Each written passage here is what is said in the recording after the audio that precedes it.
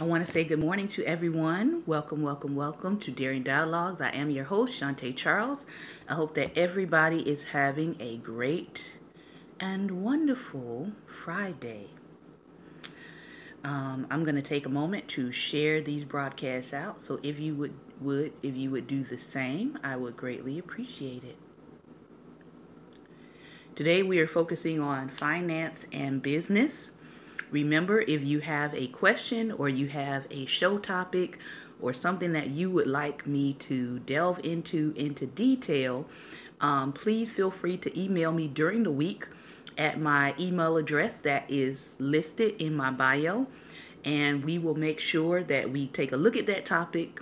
And if you need some information on it, I will try to send you what I can find. And if it's a topic that I think can fit within our topics for the week, we will actually bring it up. So that's just another way of contacting us and making sure that you get some help and some information that you may be needing. Good morning, Pastor Ben. Good morning, Lady Barbara. Good morning, Lady Latoya. It's always a joy to see you all on the broadcast. Thank you so much for being here. Good morning, Lady Judy. And good morning to our YouTube live stream. Good morning to those of you who are streaming by your computers. I actually get quite a few responses from people who are saying, hey, we're streaming by computer, but we can't talk to you. So I want to say good morning to you all as well. All right. So we have a lot to cover, so let me get right into it. For next week, there's a couple of books that I'm going to be reviewing over the weekend, and then next week, Friday, hopefully I will be able to offer you some of the reading from these books. One of them is Ben Stein's book called The Capitalist Code. And of course, the subtext is it can save your life and make you very rich.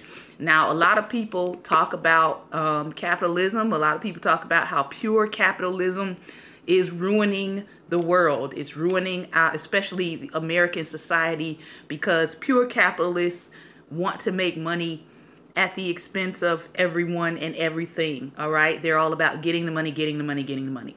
But Ben Stein, I've actually seen some of his other work in video form, and he is pretty informative. So I'm going to check this out, and then we're going to read a little bit from it next Friday. All right. Another one that we're going to be looking at next Friday is called Your Score.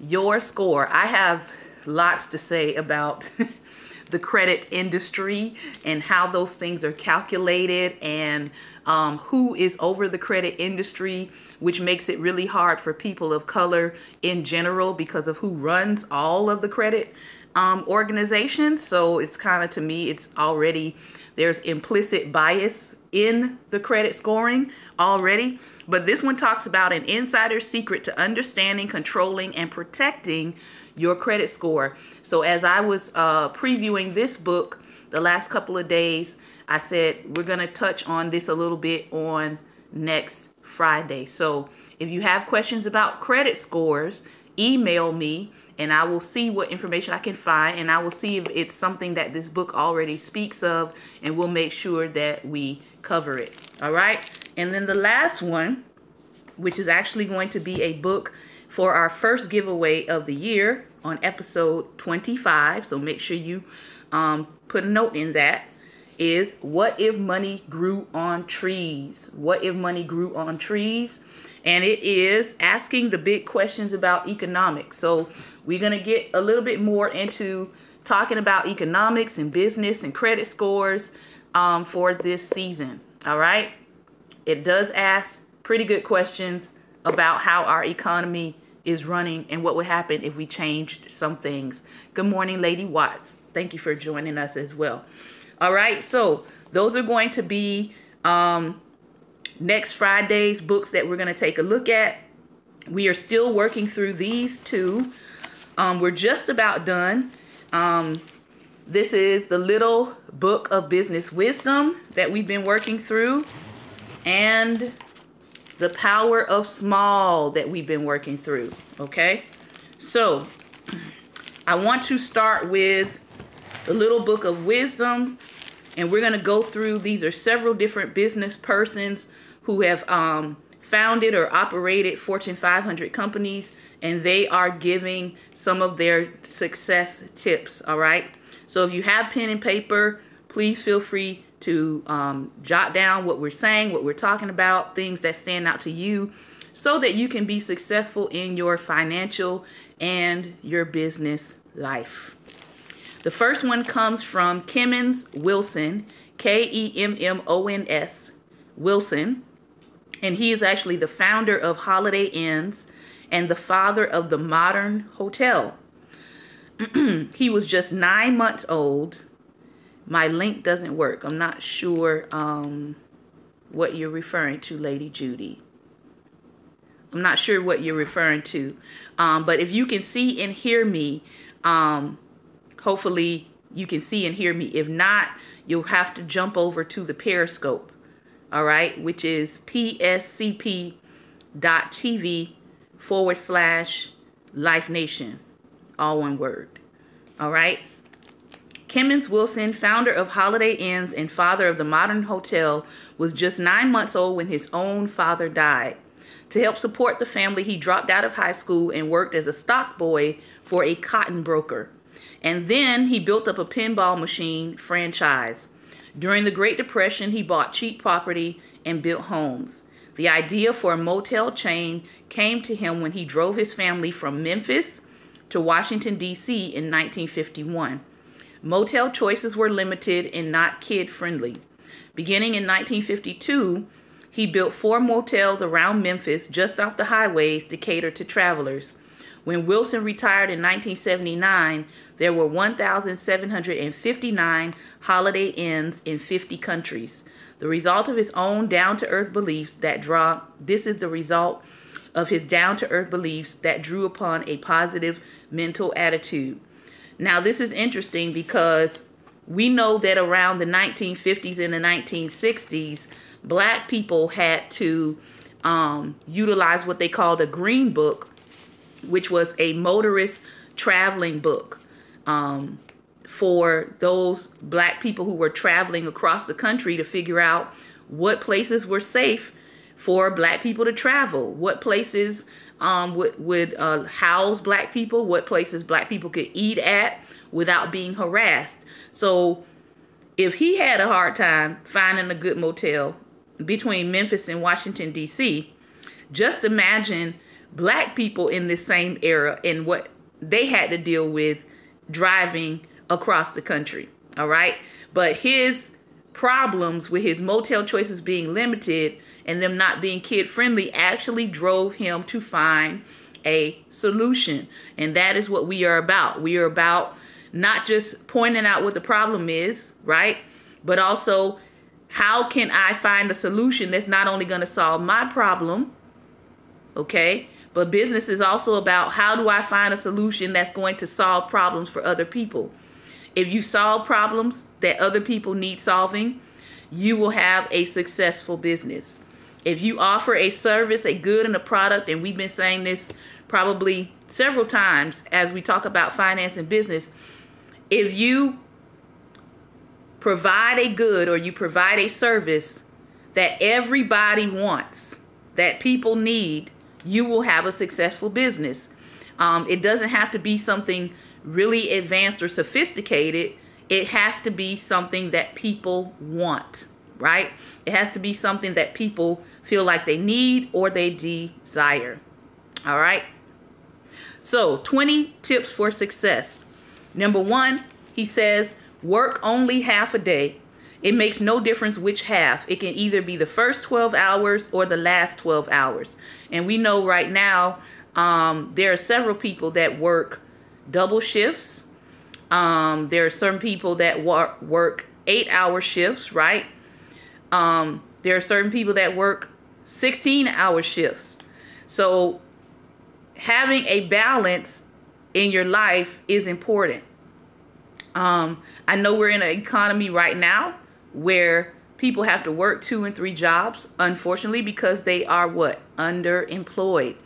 And what does that mean? That means that one job is maybe choosing to cut back on their hours, And so they have to find another job that can make up for that hourly cutback so that they can make the same amount of money they would have been making with just one job. And it's unfortunate that we're in this place right now in our society, but that is what has happened. Number 2, he says, work is the master key that opens the door to all opportunities. Number 3, mental attitude plays a far more important role in a person's success or failure than mental capacity. So he actually differentiates between attitude and capacity. Maybe your capacity is, I'm not up to it, but your attitude says, I'm going to try anyway. I'm going to try to excel anyway. I'm going to try to do my best anyway. Number 4, remember that we all climb the ladder of success one step at a time. Number 5, there are 2 ways to get to the top of an oak tree. One way is to sit on an acorn and wait. The other way is to climb it. In other words, if you're waiting on that thing to grow, that's one way.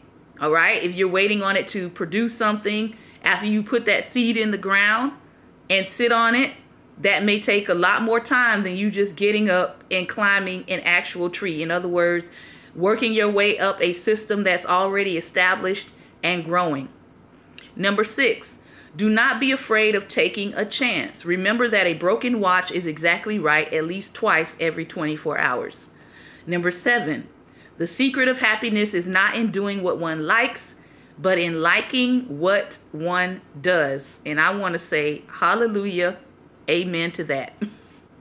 Number 8, eliminate from your vocabulary the words I don't think I can and substitute I know I can. Number 9, in evaluating a career, put opportunity ahead of security. So what opportunities are available for you? Do you have upward mobility? If you want to move up, if you want to be promoted, or when you look at the setting that you're in, have they already decided who's going to be running the business or the company or the place for the next 20 years? Are you going to be content with that? Or do you see yourself needing opportunity? You guys know what my thoughts are on that. I say that there's 3 things that have to be combined together in order for a person to be successful: education, opportunity, and access. We have lots of educated people, all right, who are not being given access, and therefore they lack opportunities. So you got to have all 3. Number 10, remember that success requires half chance and half brains. The scripture says it this way: time and chance come to us all. Time and chance happen to us all. Number 11, a person has to take risks to achieve. If you're not willing to take any risk, you're probably going to be, the person that is content to just go along, to get along, or to stay in the same place and position. And the reality is some people want to be that person. They don't mind staying in the same place or the same position. So this lesson isn't for you. Okay? Number 12, people who take pains never do more than they get paid for and never get paid for anything more than they do. In other words, if you're always the person that says, I'm only going to do what is required of me, then you actually kind of shut down your ability to move any further. Again, there are people who say, look, I'm just here to do a job. I'm going to clock in, do my job, clock out, and go home. However, again, a person has to take risks to achieve. So are you going to be that person who just says, I'm only going to do the minimum. I'm only going to do the minimal work. Okay. And every year I'll get my 10-cent raise or my 25 cents raise and I'll be happy and satisfied with that. Or are you going to be the person in your environment and your surroundings that says, you know what, I have more in me and therefore I don't have to be mediocre. I don't have to be content with just doing the bare minimum. I want to show that I can be excellent. I want to show that I can actually do more, not in a way that is undermining your leadership, of course, but in a way that shows that, hey, this person has an initiative. This person can take on more than we've assigned. So think about your environment. Look around you. Ask yourself, are the people that I work with, or are the people that are in charge, are they open to ideas? Are they open to innovation? Or are you in an organization where they say, we only want you to do X, Y, and Z. We don't want you to do anything else. And we want you to just stick to what we've told you to do. If you're in that organization, then be as efficient and proficient at what they have given you to do. All right? And let your efficiency and your proficiency speak for you. Number 13, no job is too hard as long as you are smart enough to find someone else to do it for you. Delegate. If you're in a position to delegate, please do so. There's nothing worse than seeing people crash and burn in a job setting, in a business setting, because they refuse to delegate and they think that they can do everything by themselves when they have ample help around them, but they refuse to delegate. All right. Number 14, opportunity comes often. It knocks as often as you have an ear trained to hear it, an eye trained to see it, a hand trained to grasp it, and a head trained to use it. All right. So when opportunity does knock, when access is made available to you, make sure you're paying attention and that you take those opportunities and that access. Obviously, let me put the caveat in there. Obviously, as you have heard God tell you to take them. Okay? So don't go around saying, well, the Daring Dialogues lady, she told me to just take this opportunity. No, make sure you have heard God when you take that opportunity. All right. Number 15, you cannot procrastinate in 2 days. Tomorrow will be yesterday. Number 16, sell your wristwatch and buy an alarm clock. 17, a successful person realizes his personal responsibility for self-motivation.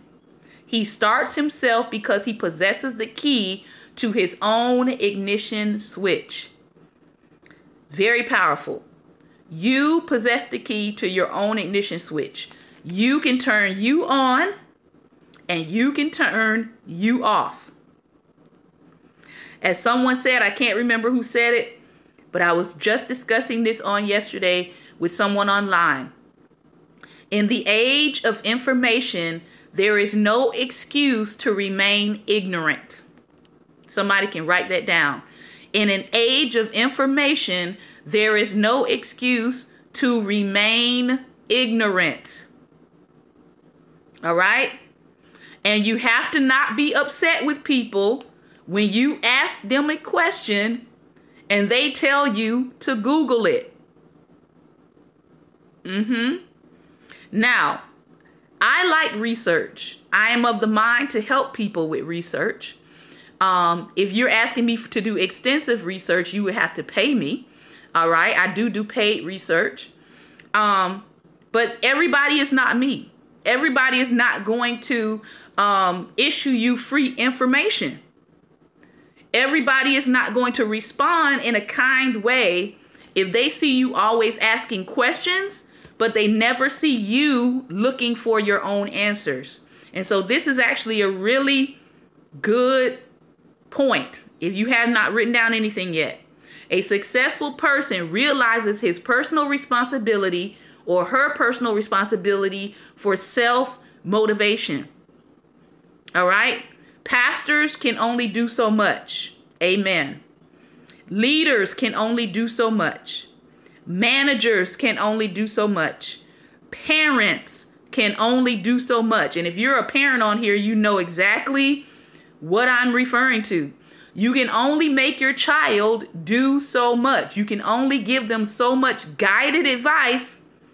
But at some point, they have to begin to be self-motivated and take the initiative and do what you have presented them with, right? They have to apply the upbringing that you have given to them. You can't make them apply what you've taught them, okay? And I know parents definitely get a lot of flack when their kids go astray, their children go astray, and people are looking at the parents like, well, they didn't grow up, they must not have been raised right, and they must have grown up in a bad home environment.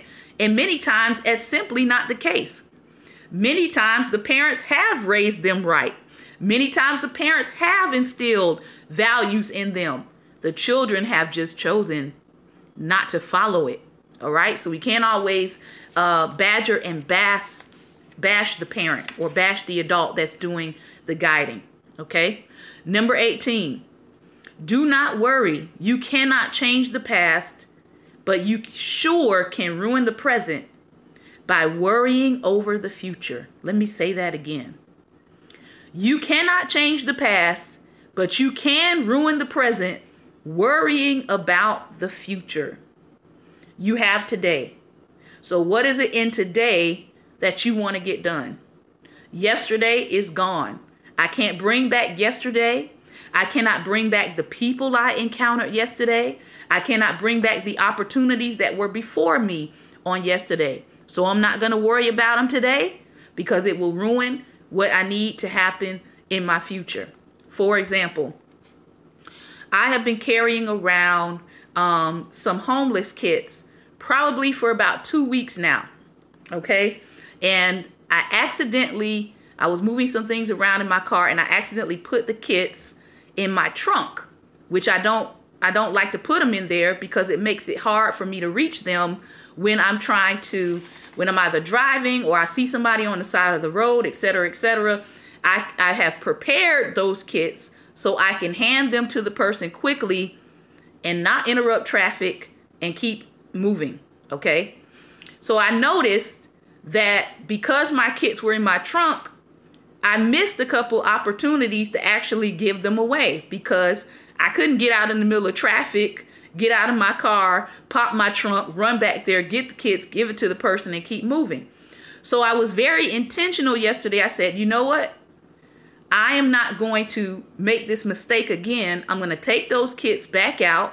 I'm going to put them on my passenger seat and I am going to be ready. So I started out yesterday and I was like, I'm going to be ready for whatever comes. And I was actually very intentionally looking around to see if there was somebody that needed help. So I was getting ready. I was finishing the rest of my errands. And I was coming out of a store, getting some business supplies. And there was a guy standing outside. And he was like, hey, I need some help. And I was like, do you have a moment? And I asked him, would these supplies help him? Because again, you don't want to just be giving stuff to people and it's not going to be useful to them. So I asked him if it would be helpful. He was like, yes. Oh my gosh, I have to check in today and I don't have these particular things that they ask you to have when you check in. So I was able to actually give him those kits that were pre-prepared and he was thankful and I was able to do it and move on. What am I saying? I'm saying that because I prepared something and I was ready for the opportunity showed up. Let that sink in. I prepared. I was intentional. As he already said, the opportunity comes often. It knocks as often as you have an ear trained to hear it, an eye trained to see it, a hand trained to grasp it, and a head trained to use it. So I get to make another round of kits because now I'm out and I could have said, man, I could be in today saying, man, I wish that I had some kits prepared when he asked me for help. But guess what? I didn't have to say that. And I didn't have to have a regret because I was prepared. All right. I was prepared for the opportunity. So he says this, Remember that half the things we worry about never happen, and the other half are going to happen anyway. Number 19, it is not how much you have, but how much you enjoy that makes happiness. And 20, believe in God and obey his commandments. Hello, owner of Holiday Inn.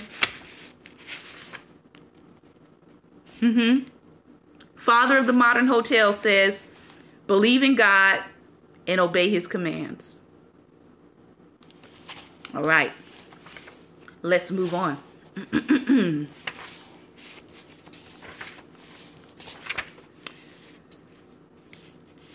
is it? BC Forbes. Most of us know Forbes, right? BC Forbes lived from 1880 to 1954. The founder of Forbes magazine and a publishing empire, was one of 10 children born to a tailor in Scotland. At the age of 14, he agreed to a 7-year apprenticeship as a compositor for a local newspaper, thinking he'd learn to write. But to his chagrin, he discovered it meant grueling typesetting work. So he took a shorthand writing course, a prerequisite for all journalists, and convinced the newspaper to make him a reporter. In 1902, he left Scotland for South Africa in search of adventure during the Boer War, which pitted Great Britain against white South Africans. In 1904, Forbes immigrated to the United States, where he found work in New York City, writing for several publications. Forbes founded his namesake in 1917, and after years of rubbing elbows with top executives and managing his own business, he developed quite a checklist for success. Good morning. Keys to Success from BC Forbes, founder of Forbes magazine.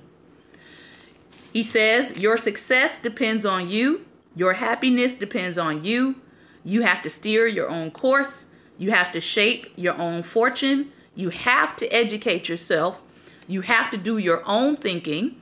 You have to live with your own conscience. Your mind is yours and can be used only by you. You come into the world alone. You go to the grave alone. You are alone with your inner thoughts during the journey between. You must make your own decisions. You must abide by the consequences of your acts. I cannot make you well unless you make yourself well. An eminent doctor often tells his patients. You alone can regulate your habits and make or unmake your health. You alone can assimilate things mental and things material. Said a Brooklyn preacher offering his parishioners communion one Sunday, I cannot give you the blessings and the benefits of this holy feast. You must appropriate them for yourselves. The banquet is spread. Help yourself freely. You may be invited to a feast where the table is laden with the choicest foods, but unless you partake of the foods, unless you appropriate and assimilate them, they can do you no good. So it is with this holy feast. You must appropriate its blessings. I cannot infuse them into you. You have to do your own assimilation all through your life. You may be taught by a teacher, but you have to imbibe the knowledge. He cannot transfuse it into your brain. You alone can control your mind cell and your brain cells. You may have spread before you the wisdom of the ages, but unless you assimilate it, you derive no benefit from it, and no one can force it into your cranium. You alone can move your own legs. I feel an amen and an organ right there. You alone can use your own arms. You alone can utilize your own hands. You alone can control your own muscles. You must stand on your feet physically and metaphorically. You must take your own steps. Your parents cannot enter into your skin. Take control of your mental and physical machinery and make something of you. You cannot fight your son's battles. That he must do for himself. You cannot fight your daughter's battles. That she must do for herself. You have to be the captain of this destiny. You have to see through your own eyes. You have to use your own ears. You have to master your own faculties. You have to solve your own problems. You have to form your own ideals. You have to create your own ideas. You must choose your own speech. You must govern your own tongue. Your real life is your thoughts. Your thoughts are of your own making. Your character is your own handiwork. You alone can select the materials that go into it. You alone can reject what is not fit to go into it. You are the creator of your own personality. You can be disgraced by nobody's hand but your own. You can be elevated and sustained by no man save yourself. You have to write your own record. You have to build your own monument or dig your own pit. Which are you doing? My God, I could just close the book right there, shout amen, and go home. Woo! I might have to share that on my Facebook Live today. Because, Lord, what are you building? What are you building? Which are you doing? My God, are you building or are you digging a pit for yourself? That was just good to the soul right there. Just have a marinade moment there. Let me drink some lemonade.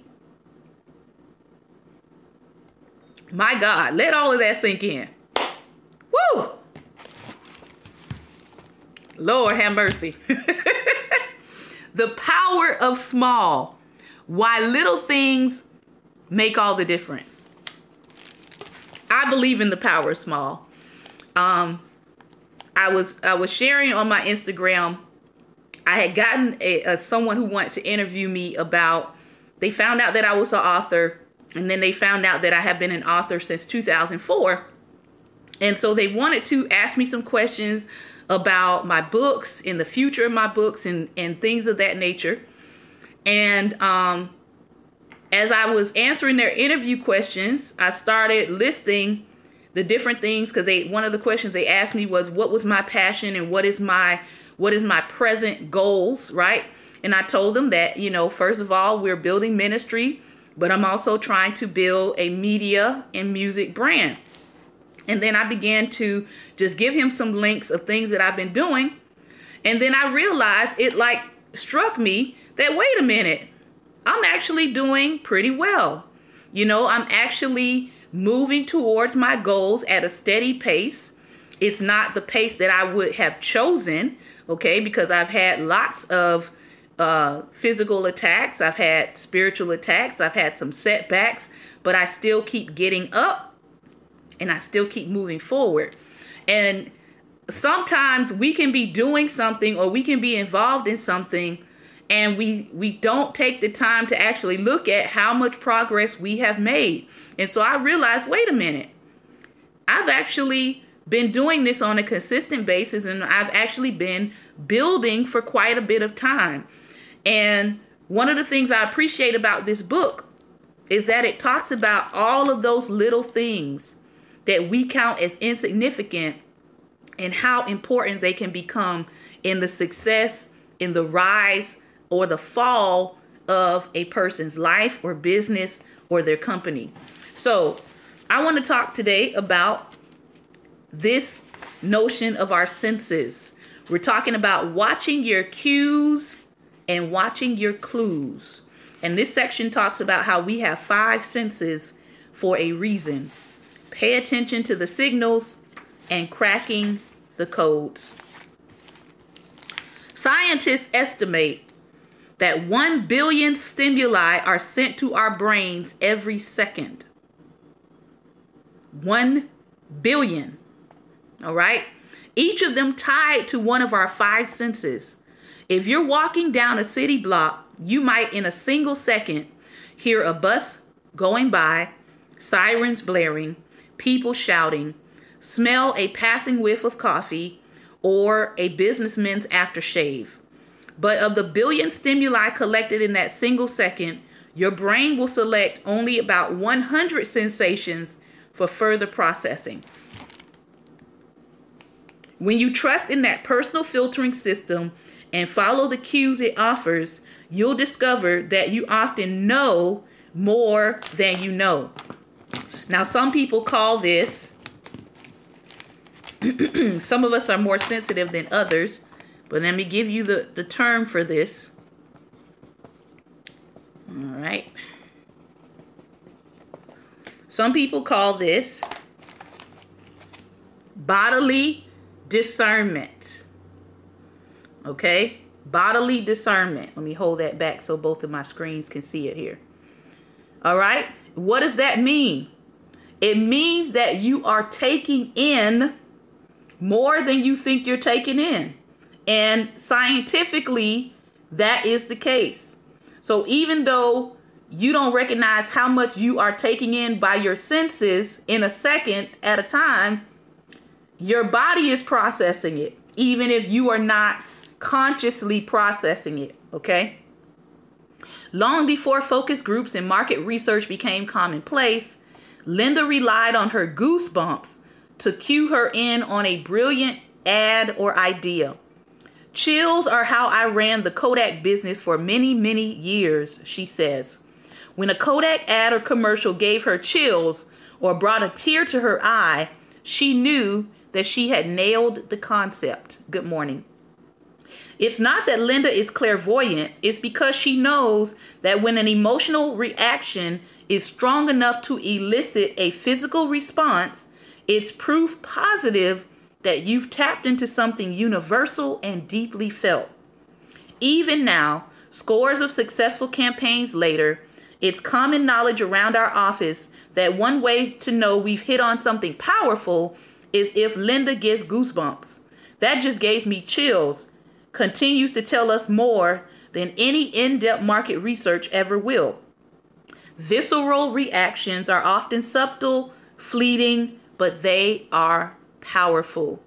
Example of this is on my page when I think his name is Chadwick Boseman. He's actually talking about the impact that the Black Panther film has made on him, and the impact that he found out that it was making around the world, especially on younger children. And he began to talk about it, but he couldn't finish talking about it. And that invoked a visceral reaction. Okay?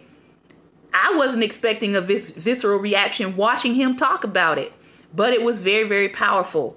And so sometimes that visceral reaction, like she said, is tears. Sometimes it is the goosebumps, feeling chills, feeling butterflies. When people say they feel butterflies in their stomach, there's actually a scientific term for that. And I took a class on it, and it talked about your gut brain. All right. You can research that your gut has a brain. Did you know that? That when you feel what spiritual people say, they felt a check in their spirit, they're more than likely referring to their gut brain. And I found out that your gut brain has as much sensory synapses as your physical brain. All right. So when you feel your gut brain reacting, it's actually speaking and sending messages and trying to tell you something. Sometimes it's a warning. Sometimes it can be surprise. Sometimes it can be excitement. But the more you know about the gut brain, the more you know how to respond when you feel certain things. All right. That's a whole other lesson for another day.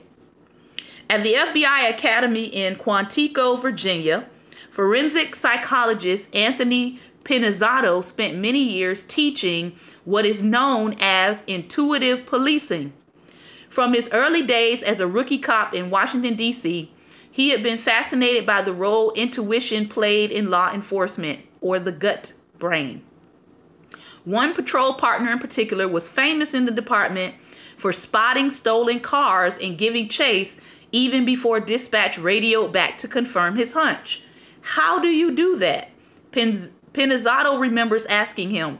It turned out that his partner was subconsciously registering little details that were off, like a driver averting his eyes when the police car passed, or one of the two screws missing from the license plate, a clue that it had been switched. There are signals being sent constantly between officers and offenders, Pinizzotto tells us. He calls these signals micro behaviors. The importance of teaching law enforcement officers how to recognize and react to these micro behaviors can literally be a matter of life and death. One case, Pinizzotto and fellow researchers Edward Davis and Charles Miller III reviewed their study of violent assaults against officers involved in an undercover drug sting. On a warm summer evening in D.C., narcotics officers converged on an open-air drug market. The crowd of dealers and buyers scattered. One of the officers suddenly pointed to a man about 30 feet away and began shouting, "Get the one in the red shirt. He's got a gun." No weapon was visible, but when police chased the suspect down, they indeed found a handgun hidden in his waistband. At first, the officer who spotted the suspect couldn't explain how he knew about the gun. "I just knew," he told his superiors. But the hunches can't stand up in court. When he was debriefed about the incident in more detail, the officer described the subtle cues that had alerted him to the danger. The suspect had been sitting on a curb when police arrived, and the officer had noticed him adjust his waistband as he stood up. It was a gesture instinctively familiar to anyone who has carried a gun. Second, even though the night was warm, the suspect was wearing a long-sleeved shirt and the shirt tails hanging out. Finally, the officer remembered how the suspect had immediately turned his body to the right, away from the policeman's view as he began hurrying away. The combination of those micro behaviors led the officer to correctly conclude that he was armed. Learning to scope out a situation, to take note of and take action on the minute details instead of looking for the obvious, is a skill often undervalued in today's culture. How often have you heard someone say, "Let's not get bogged down in these details now"? If you don't get bogged down in the details now, they very may well bob up as a big problem later. You have to force yourself to focus on and immerse yourself in the minutia rather than always looking at the big picture. Those tiny details or easily overlooked cues are trying to tell you something, and the message can't always be put into words. I don't know about you, but it concerns me when people say, "Let's not worry about the details." You know what that is for me? I'm going to draw it.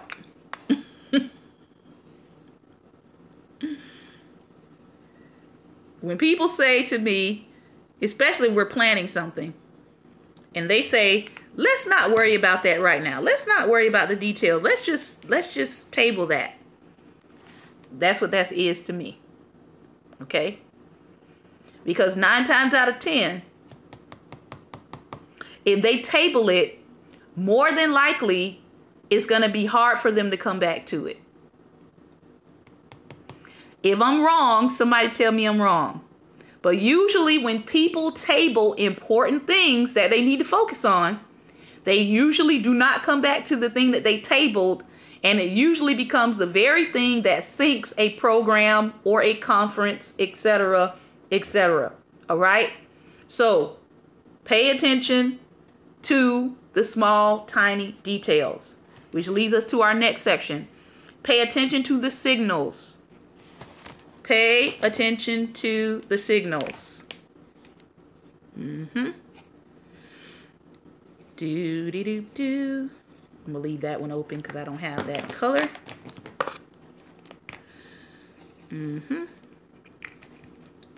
All right. You all know the middle one's supposed to be yellow, right? All right. Pay attention to the signals. We communicate in so many ways beyond the spoken word. Similarly, there are many ways to miscommunicate. There are many ways to miscommunicate, and we want to avoid them at all costs, especially when we're doing business. Similarly, there is a cautionary tale we like to share with new members of our team because it so perfectly captures the importance of accurately interpreting the cues you pick up. Our friend Judy, to her everlasting shame, failed to do that during a big presentation to a client. Judy was talking away when she caught the eye of one of the executives listening to the pitch. He winked at her.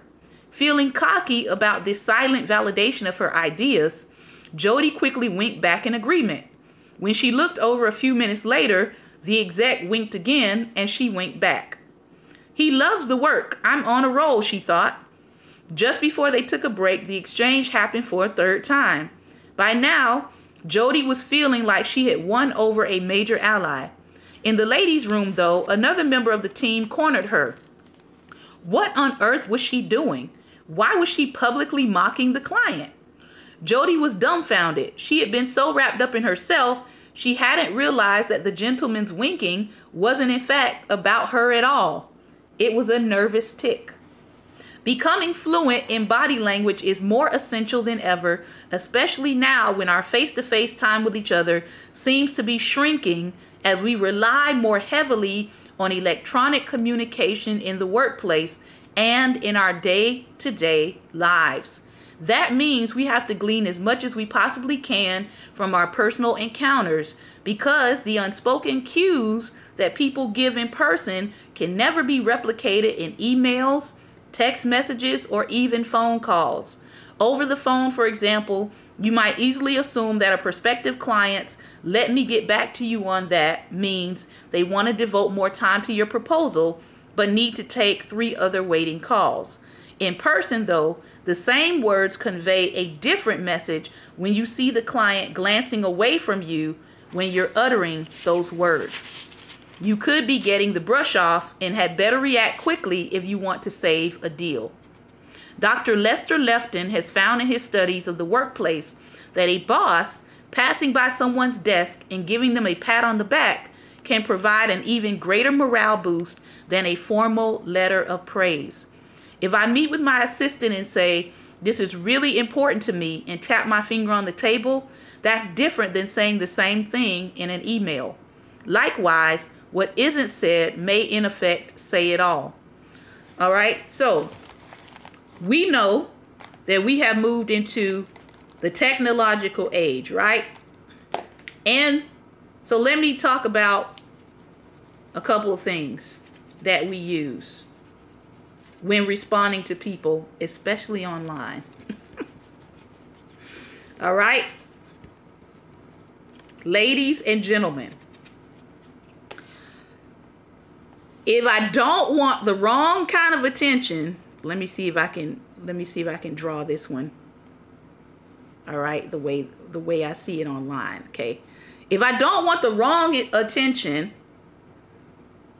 and this is probably not as accurate as I want it to be, but you all will know the symbol I'm talking about.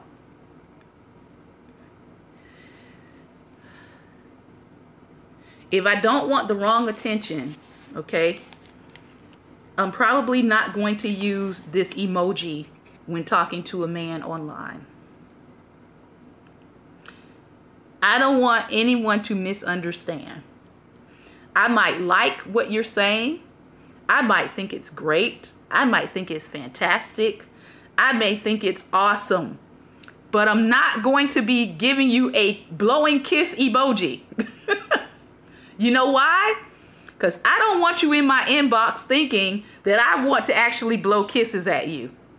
Okay? All right. Are we clear? All right? Some of us think this is common sense, but I guarantee you it's not. Okay? Here's another one. She's laughing. You know I'm right. Okay? You start putting up blowing kiss emojis at men who are single, they're going to be in your inbox. And then you're going to be upset. I don't understand why all these men is inboxing me. Well, you are blowing emoji kisses at them online. All right? That's a sign of affection. Okay? Here's another one that I try not to use often.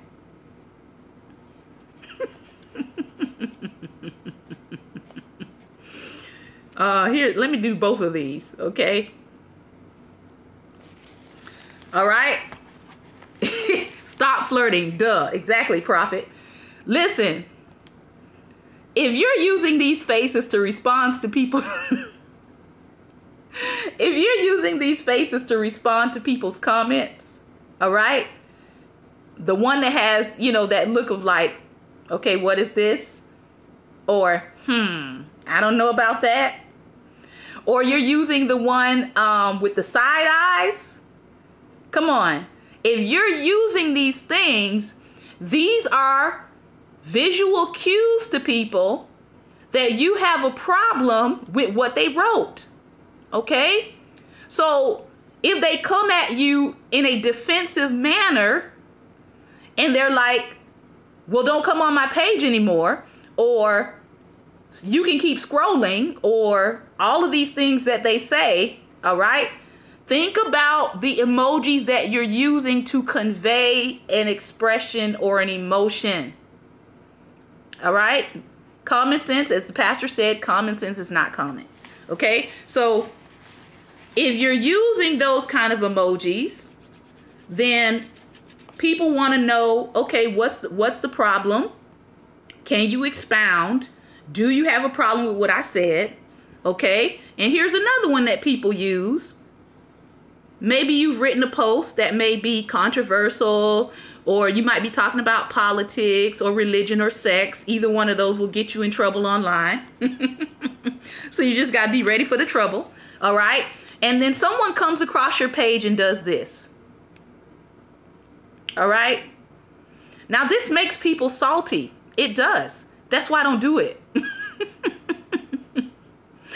So this right here can mean a couple of different things. It can mean, can you explain more? It can mean, I don't get what you're saying. It can mean, what are you talking about? Right? And so you don't know how that person is reading your question marks. So again, we have to be careful, and we have to pay attention to not just the signals people are giving, but we also have to pay attention to the signals that we are giving to other people. All right? Let me keep going.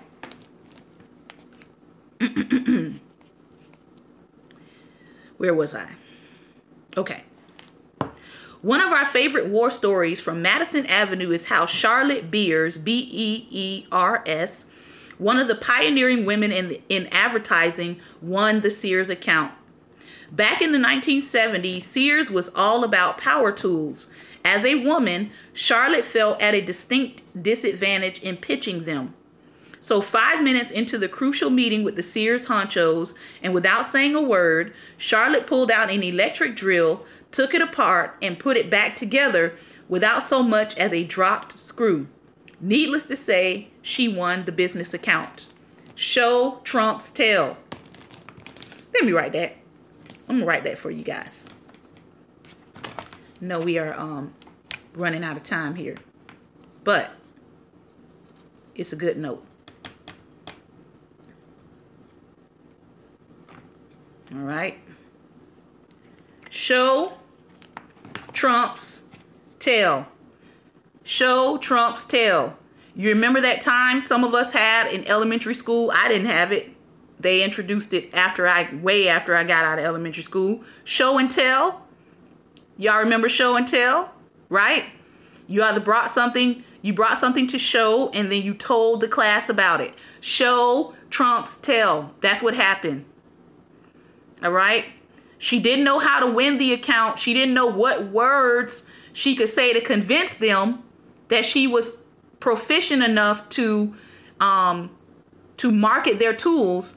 But she went in there and she took apart something that was a tool and put it back together, and she got the account.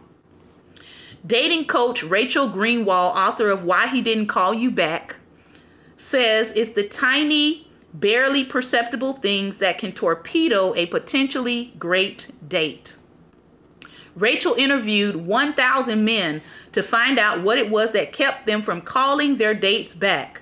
And what she learned was that in many cases, it wasn't a big thing that changed the mood, but a collection of small things. Listen in, ladies. Often, a woman doesn't realize that she's done something to turn him off, says Rachel. A few little words or gestures during a first date can build up into a negative stereotype in a man's mind. One man immediately dismissed a date who kept using slang like, "that sucks," or "he's a brown noser." He liked the woman otherwise, but quickly concluded her language would stop the relationship in its tracks. "I can't imagine ever introducing her to my boss," he explained. Another man went out with a woman who told him he was loading the dishwasher incorrectly after she cooked dinner for him. This tiny comment, which she meant to be helpful, made him see her as too controlling. The solution, according to Rachel, is simple. Constructive criticism doesn't belong anywhere on the first few dates. Can I say that again? Constructive criticism doesn't belong anywhere on the first few dates. And if you guys already know how I feel about dating, I'm going to say on the first few evenings out as you court. Save it for your employee performance reviews at work. Making the other person feel important is a gift that Linda noticed Bill Clinton gave generously from the first time she met the former president while working on his campaign in 1992. I was with a group of 15 people. I was sure he was talking directly to me through the entire hour and a half that we were with him. I was sure that it was me. Then I went over to someone else and that person said the same thing. He was talking to me the whole time. If you watch Bill Clinton closely, though, the one thing you'll notice he does is to wait until he has come to the end of a sentence to shift his attention to another person.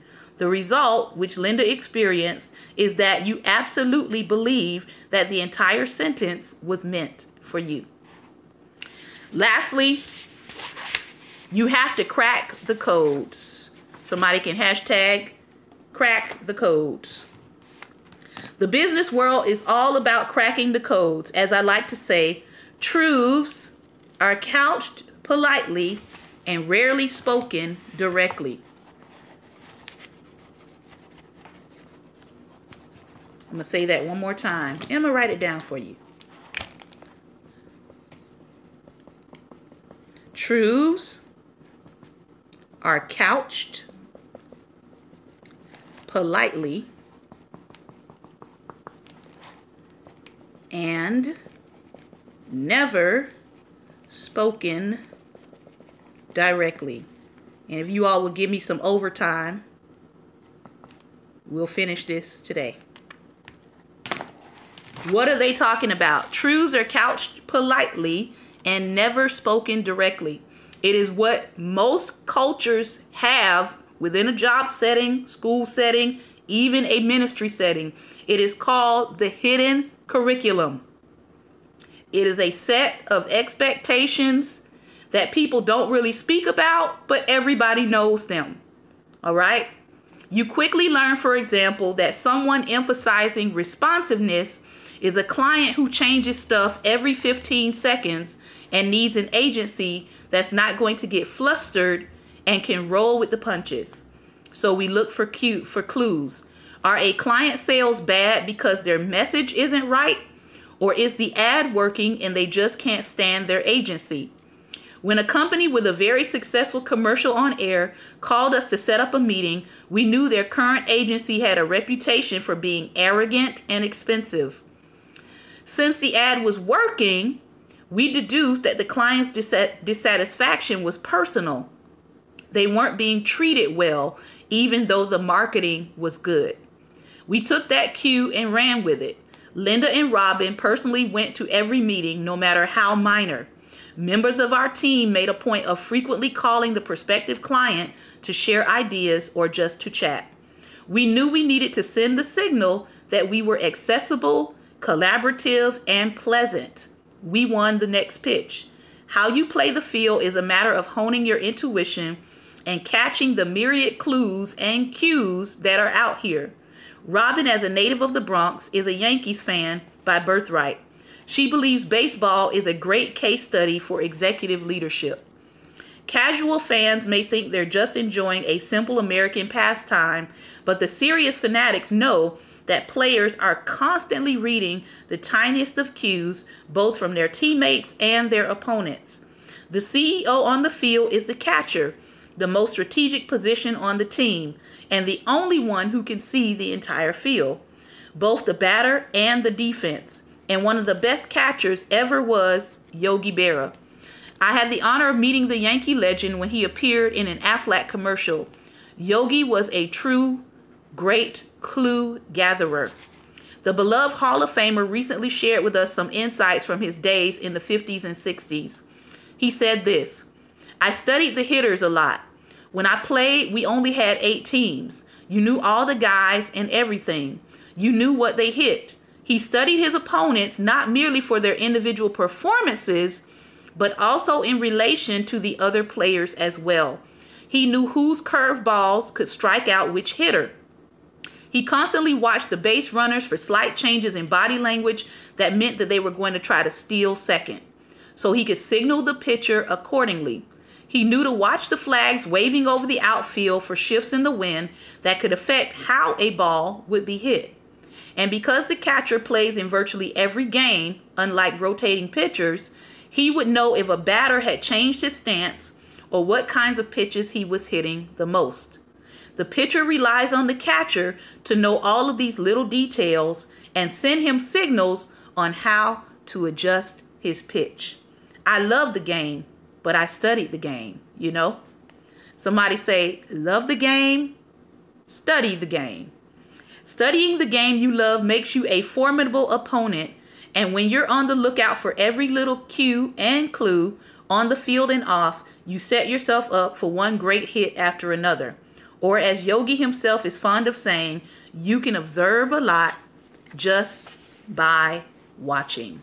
So, lastly, 2 words that we talked about today that I hope you will employ as you go into your weekend.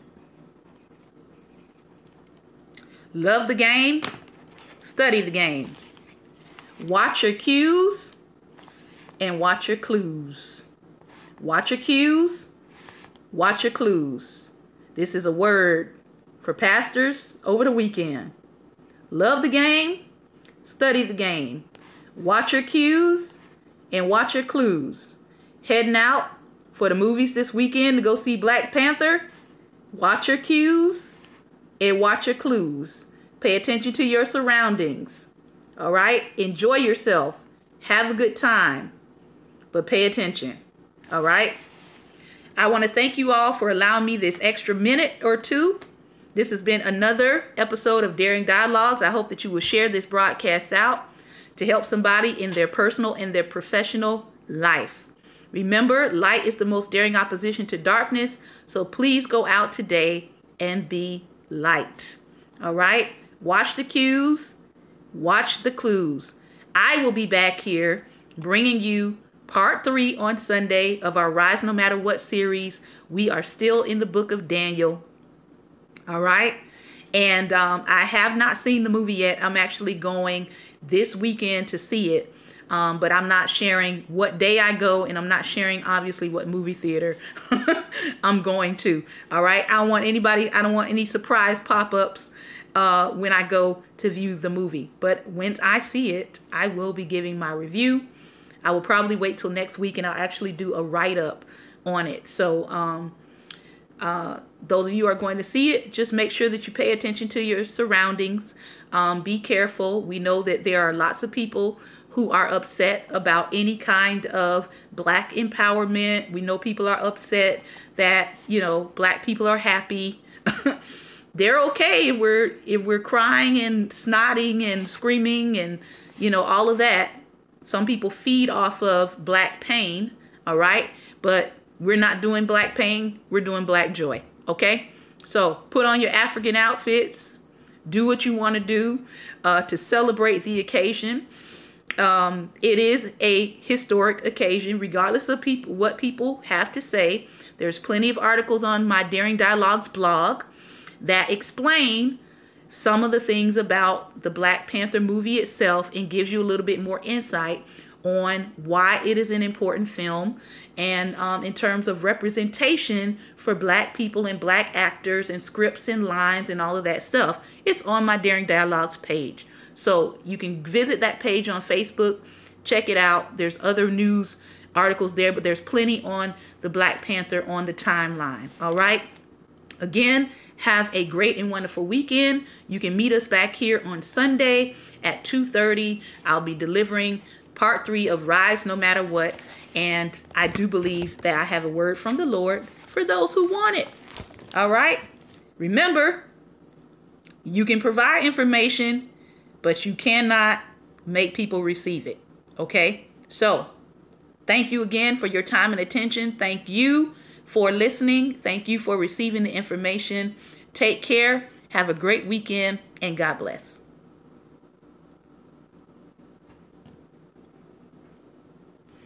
All right. And I want to thank you for hanging in on the YouTube live stream. I'm not sure why the YouTube may be going in and out. On my end, it hasn't been going in and out. But I thank you for tuning in and hanging in there. I want you to have a great and wonderful weekend. Take care and join us back here at 2:30 p.m. Eastern Standard Time if you can. Take care and God bless.